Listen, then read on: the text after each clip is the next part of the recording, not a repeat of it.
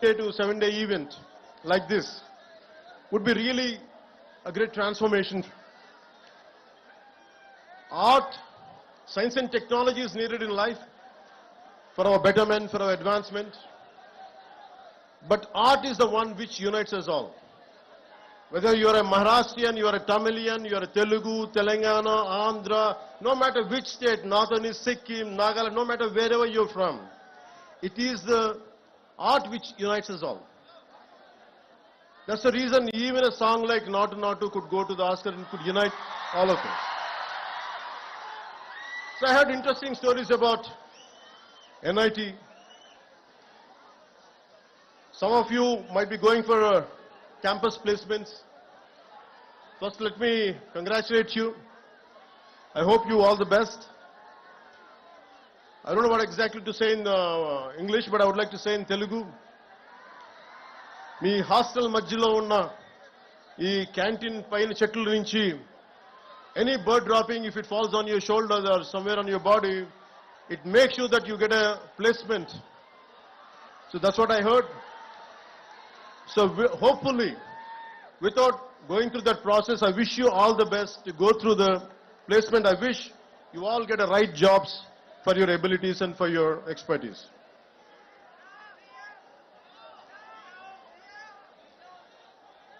I would like to see, culture is the one which really unites us all. You're all science students, and humanities is very, very essential. Humanities is the one gives the purpose. Philosophy, art forms, social sciences, this all would give you the purpose of any invention. The ultimate learning for anything is for a betterment of other human beings, betterment for all the individuals, for entire humanity. So in that way, really learning, and this festival really made me quite interesting.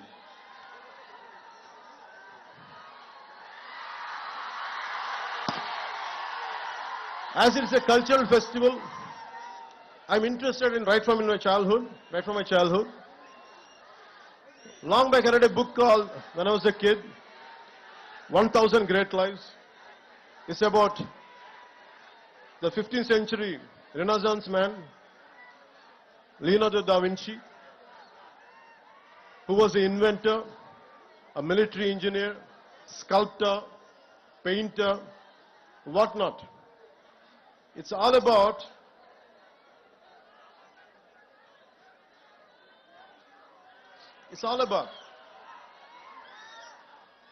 a complete development, a total human development. So Leonardo da Vinci was my role model as a kid. I never admired or never thought my hero was Leonardo da Vinci.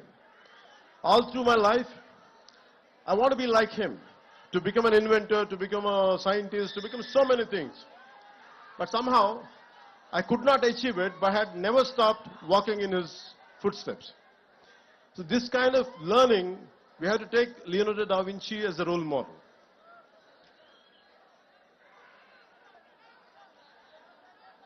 Never stop learning. I had never stopped learning till to date.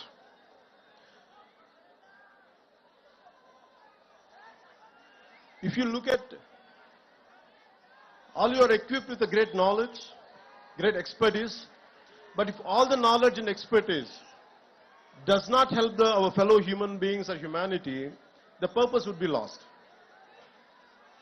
If you look at Israel, with the one river, Jordan, with all the difficulties, the terrain which is not convenient for agriculture, and completely surrounded by so many hostile nations, but they're able to do extreme innovation in agriculture, in military technology, in IT, whatnot, many things. Somehow it all depends on never run away from a conflict, never run away from any kind of adversity, especially never run away from any kind of failure. Be damn confident. If you go through failures, face it, go through it, and break the pattern and achieve that. So for me, any kind of hardship, any kind of hostile environment, I take it as a challenge. And never run away from any kind of defeat and never walk out from any kind of failure. And learning is a continuous process. And I know that today if I fail, tomorrow I'm going to win. It's not just about what I'm going through, but right from my childhood, this is what I told myself. Be a dreamer. You don't lose anything. At this age, when you're in teens, when you're just in early 20s, you will go through a lot of things. You'll go through humiliation. Would I be successful? You have many kind of doubts, speculations. But one thing, be very clear. No matter what, you're gonna achieve it. All the failures, every possible negative situation, you can turn it into a positive manner and you can pave the path for success. And it is about so many people, every day what I do is, I do a little bit of everything. I have a 5-year plan, a 10-year plan, a 20-year plan. Whether I achieve it or not, I keep on pursuing, I keep on doing that hard work, and never run away from any kind of negative situation. And also, you have to have a very strong moral code of yours. What are your rights and what are your wrongs? What is your code of conduct? Legally you might be right, but morally one could be wrong. So it is about you try to have your own moral compass. It is not, for example, when I was doing my intermediate, I had a chance to pass the exam by taking some slips, and my friends were copying. I was looking at it. I would have passed, but I thought, would I feel good by the end of the day? Suddenly I remembered Mohandas Karamchand Gandhiji's life lesson when he tried to copy in a school and he said no to it. So I took the example of Gandhiji and never copied. I failed. I didn't succeed, but I failed. I took that failure in a dignity rather than cutting in a shortcut way and achieving exam results, good results. I prefer to be a failure with honesty. So that's what I believe. Because you have to have a very strong moral compass. So what are your moral guidelines? What you would be planning to achieve, in which way? Don't have any kind of shortcuts in life. Shortcuts might be giving you an edge for a time being. Eventually you would get caught up with your wrongs. So I advise you, I request you, don't cut short. Don't try to take shortcuts in life. Face the hardships, face the difficulties, and you would be a better person. Society has so many intellectuals, so many capable people. And you know about the first father of nuclear bomb, Oppenheimer. Technology and innovation should have a human face. We should have empathy. And Oppenheimer, after blasting the first nuclear bomb, he said, we have unleashed death. I have become the death merchant. And that kind of technology will never make us happy. It is about a simple invention, a simple app which would better lives. For example,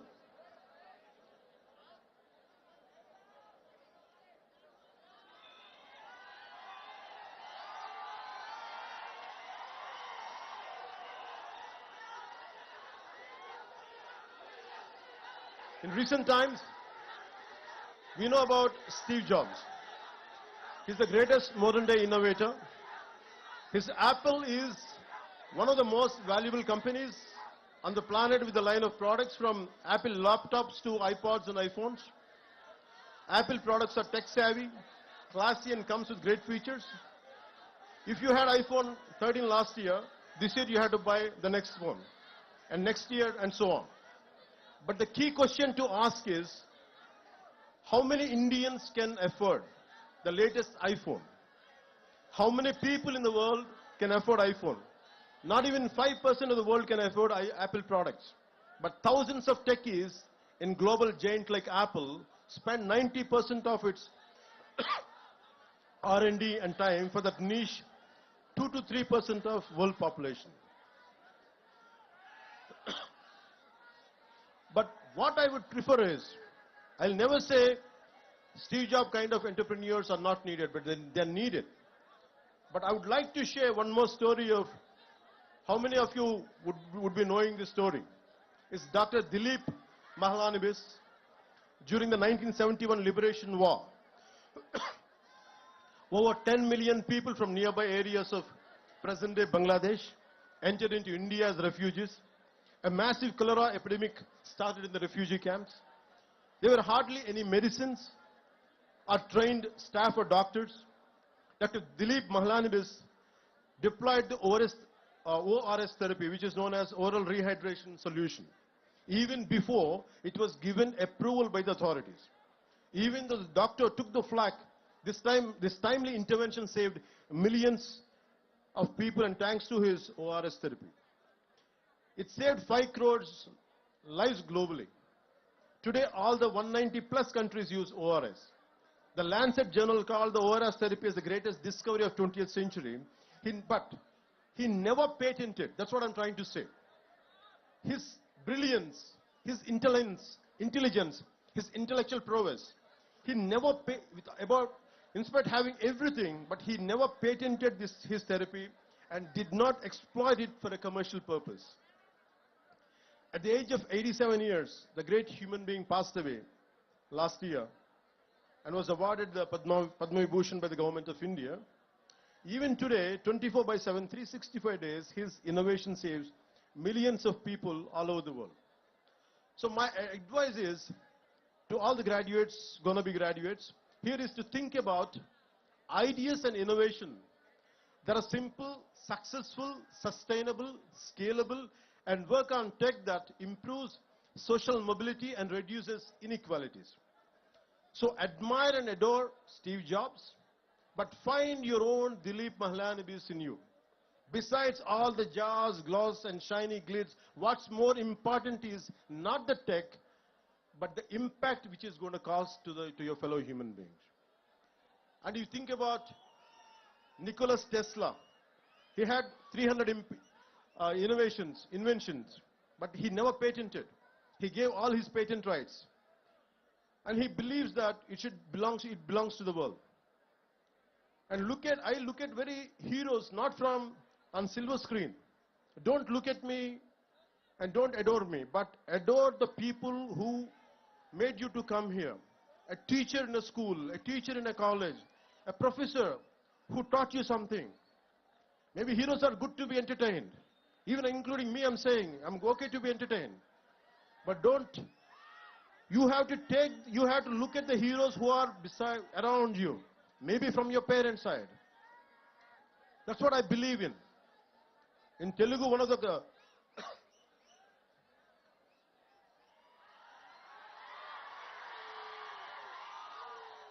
maybe students from rest of India might find it interesting and why people are shouting when I'm drinking water. Maybe they love me, that's why.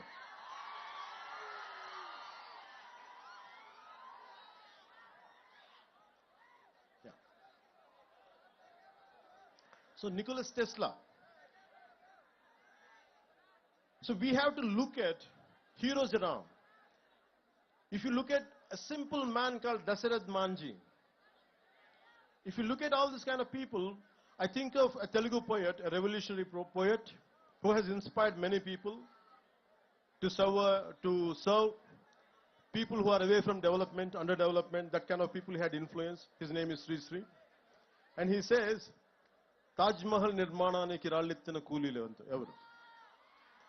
So why I'm saying this is, how many people, how much of hard work went in building up Taj Mahal? That's what he questions, a rhetorical question.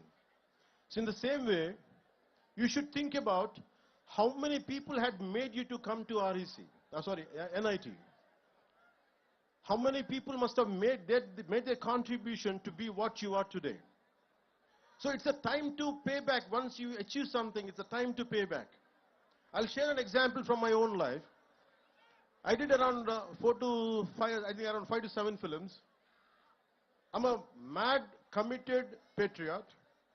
I'm in love with my nation. I'm in love with my linguistic differences. I'm in love with my our country's cultural identities. With all this, I want to do something. When I grow up, I want to do some kind of contribution to my nation. But I was very disappointed the way society and politics function. So by the time I did a film called Kushi, I was very disappointed and depressed. I thought I want to do something for my nation, for my society. But I said, sad man, I can't do any damn thing. All the development, all the change happens in cinema. Even if I want to do something, a little trivial help to someone, there's so many obstacles. Whatever the systems doesn't allow me to do. I was so tired, I was so irritated with my own self and the society around me. And like anyone else, even I was also blaming the society. And I said, I want to migrate to New Zealand. I shot my few songs in New Zealand for Kushi film. I like that country. I want to migrate to that country. And if you pay somewhere around 50 lakhs to 1 crore, you could migrate that point of time. I don't know right now what is the procedure. I got my immigration papers, and I kept it for 1 month. Every day I look, I want to put a signature, I want to send it, I want to leave this country. And only I'll come for work, because the reason is, and I'm the same guy, with my kind of anthem, I said, ye mera jahan, ye mera ghar, ye mera ashya, ye meri dunya. And I was the one with such a fervor and commitment, I got it written and I performed, but I'm the same guy who wanted to migrate. And something asked me inside, it is a society who made you for what you are, and today you're seeking your selfishness. After making a name, you want to run away from your responsibilities, and my conscience killed me. So I tore the papers, I stayed within my country, and I'm serving my country within my own way. నా దేశం అనుకున్నాను, పారిపోలేదు, న్యూజిలాండ్కి వెళ్ళలేదు. కష్టమో నష్టమో నా దేశంలోనే ఉండాలని నేను అనుకున్నాను, పారిపోలేదు. And I want to serve. So my thought is, it's about how many people made me, how much hard work went in making a film or doing something, got me educated, my parents and everything. It is this nation, this society, which gave me all this. So I decided that I would never run away from this nation. Even, I'm not saying all the people who have gone abroad or something, I'm not saying they're wrong, but there are a lot of people who want to come and contribute to our nation. You all dream. One day I want, whatever the brain drain went to other countries, one day in the some form, I want them to create such kind of atmosphere in our country where they would come and contribute and make where they would contribute to become this country as a superpower. That's what I believe in, and I request you all, today what I'm sharing with you is,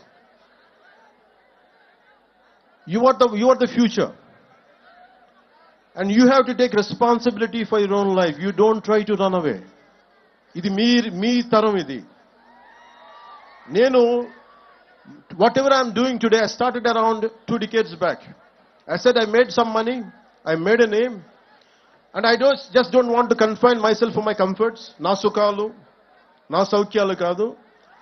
Kastalu oka Nalgondalo, ekkado maru moola, in a nook and corner of a district in our Telangana. When they were going through fluoride issues, I said I want to contribute, I want to do something. Somewhere in Adilabad, Tanda, when there is no drinking water, I want to do my bit part. But why I have chosen